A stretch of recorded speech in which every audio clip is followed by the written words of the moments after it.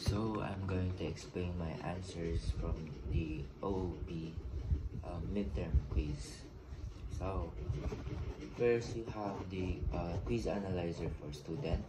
So first, mag-import tayo ng java.util_scanner. This allows us to use the scanner class. Well, the scanner is used to read user input like typing a name or quiz para ma-analyze ng ating compiler. Next, gumawa muna tayo ng student class. So sa student class natin, merong string name, int quiz scores, and new and int3.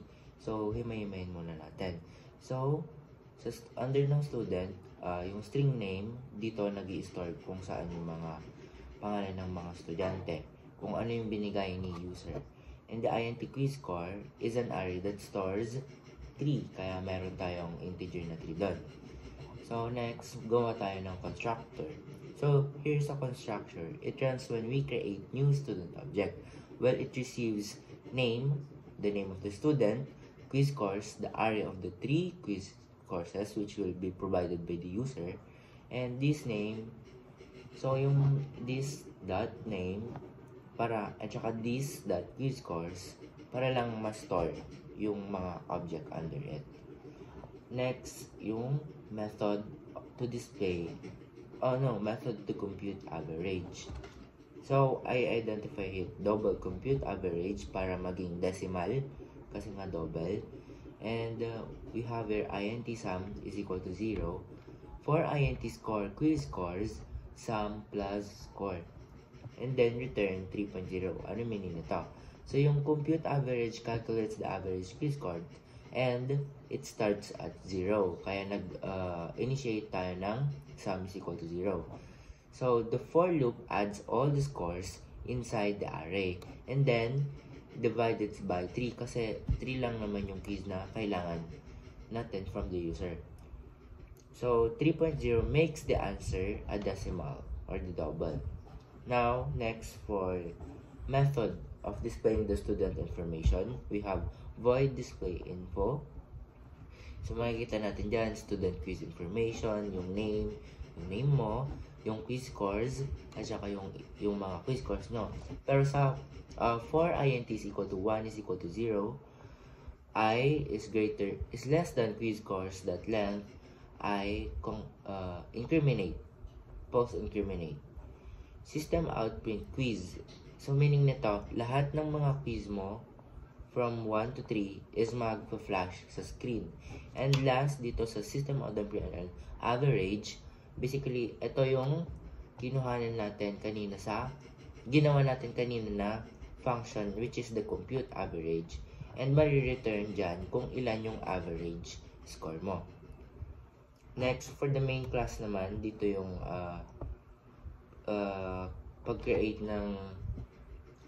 pag-analyze ng Java at saka pagbibigay ng user sa ating code. So we identify here the public class static void main *r. Yun lang naman yung starting program. Basically magagamit rin natin yan mamaya. So scanner, new scanner, ano ba mean ito? This makes scanner object named scan. It reads keyboards input from the user. So ito system out that print enter student name and sc.next line print message asking for the student name, while the sc.next line reads the text type by the user. So ito naman yung pag-aas ng code natin for the scores. So ito nga yung may loop na naman dito. It creates an integer array named scores with 3 slots. The loop runs 3 times. Yung quiz 1, quiz 2, quiz 3. Each score typed by the user stored inside an array. So for last, creating the student object. This creates student object name S. It passes the name and quizzes to the constructor. So i-display natin to using s.displayInfo. Well, this calls the method inside the student class. It prints everything such as names, scores, and also the average na rin. So for next, we have here the product sales tracker for weekly sales values. So we have here again yung util scanner. Alam na natin yan. Yung ngayon gumawa ako ng product class na product which stores the sales, which is naka-double siya, and a double array that store for different fields, and the product name, which is the product's name. Next is the constructor. So yun ulit, alam na natin kung paano gumagana tong constructor natin ngayon, yung this.product name and this.sales. So punta na agad tayo sa totals ng sales. So yung output dito is magiging integer, decimal, may decimal siya. Kasi double, ay indicated na double. For merong tayong loop which is added all for sales value and returning the summation of it, the for weekly sales. Next is the void display info. We have here the product sale, product name, which is the product name, weekly sales, and sa loop na to, which also displays parang yung sa student kanina, yung week 1, week 2, week 3, week 4. That will be provided also by the user. And then total sales, system out the print ln, total sales plus the sales, which is piniprint lang nito kung ilan yung total summation ng weekly sales nito. So sa ating main class, ganun ulit, system out that print enter product, which is and may sc dot next line, which meaning mag-i-input dapat si user dito. Sabi ko nga dito yung coffee. Next is the double weekly sales, which is yun lang, inaas lang ng system natin kung yung mga sales per week. So we have here enter sales rate for week, which is 100, week 2 90, week 3 70, and week 4 90. Now so dito naman sa meron din akong linagay na product sales summary for sa info na to. So yun nga, since yung na-type ko kanina is 100, 19, 70, 90, dito sa display info magpapakita sila na double, may decimal point na sila. Yung 100.0 madi-display dyan yung week 2, 90, then week 3, and so on. And for last, merong total sales. So, next, gumawa naman ako ng product object dito, which product P is equal to new product. And kailangan lang na to ng name and weekly sales. That passes to the constructor. And then, sa pagdi-display, ganun lang din parang sa student tracker kanina. Then, yun. Now, next is for the event time analyzer. Yun, ulit yung util na scanner. And gumawa ko ng class which asks for the athlete name and the time, stored 5 times event in seconds. So, naka-decimal pa rin to. So, next for the constructor, yung saan masisave yung athlete name and yung times. So, ito naman yung best time. Ina-analyze nito kung which is the fastest. Start by assuming the first time is the fastest, loops through the array, it finds the lower time, and it updates the best time. This finds the fastest, which is the lowest number among the 5 event times. So yun nga, linagay ko na dito. 12.45, 10.76, 8, 10, and 9.2. And it should be 8 yung mababasa. So sa display method naman, linagay ko lang dyan yung athlete event times, yung yung athlete name, nilagay ko Ivan, event times, at saka loop siya. So, ipapasa-pasa niya lang and ipiprint niya lang yung event 1, 2, 3, and 4 by decimal, and also the fastest time, that's why we call on the best time. Now, sa main natin, ganun ulit yung scanner system, yung pagkuha natin ng athlete name that stores the type name in the variable name. Next is the double event times equals to new double. It creates an array with 5 slots. Loop asks for user to type each time the value, and each value is stored in an array.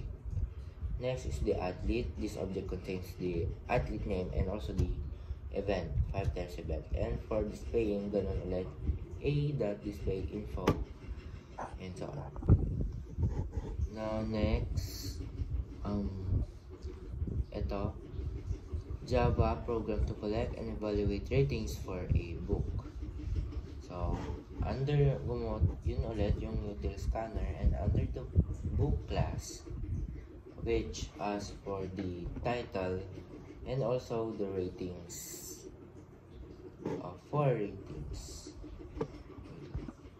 So 4 ratings ranging from 1 to 5. So here, sa constructor natin, title, which stores the title and the ratings. Now for the double average rating, so decimal ulit to.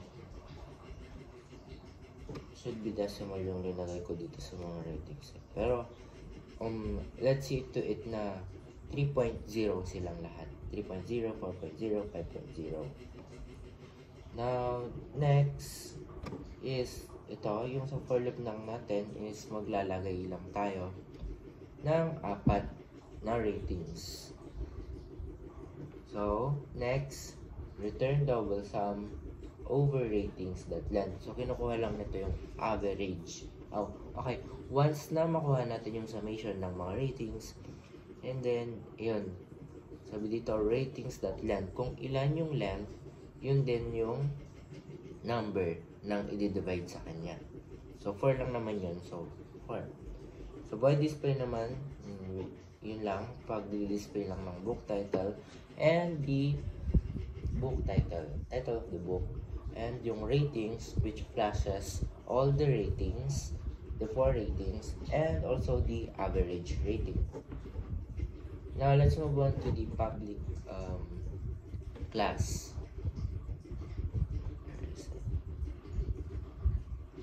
Okay. Under public class, right yung scanner ulit, para ma-scan lang kung ano yung ini-input ng ating user. Yun nga, enter a book title. Yung sa pinakataas na output, ito yun pala. So yun, lagay ko lang Beauty and the Beast. For int 1 is I is greater than 4. So ratings that I, that's yung next. Yun lang, hinihingi lang dito yung mga ratings ng mga books. And for the yun lang, meaning ng loop na to, each time na magpapass tayo ng doubles, magpo-proceed siya sa another doubles ulit, another, and so on hanggang 4. Kasi nag-set lang tayo dito sa condition natin sa for loop na I is less than 4. So, equal to 4. Next, lastly, the new books title. Yun lang yung nakastore dito yung Beauty and the Beast, which the book titles and the 4 ratings. And yung lastly, display that info, which displays lang yung lahat-lahat mga infos. And now, for the last problem, we're going to generate summary of stores earnings. So, ganun ulit. Yung scanner and yung class na store, nag-identify lang tayo ng yung store name at saka yung income, which stores the income for 6 months. And yung constructor set the values when the object is created. Excuse me. So, next is the double total income. This loops 3 6 months income in array, meaning yung first month, second month, third month, hanggang sa 6 months. And under this, yung sa loop naman, under ng loop, yung return sum, yung adds all the values that returns the total amount of the earnings. Next, sa display info, which is shows the store's name, following the store name, yung each month's income nila, and total half year income, which is the total income. Kasi 6 months lang, kaya sinabi kong total income.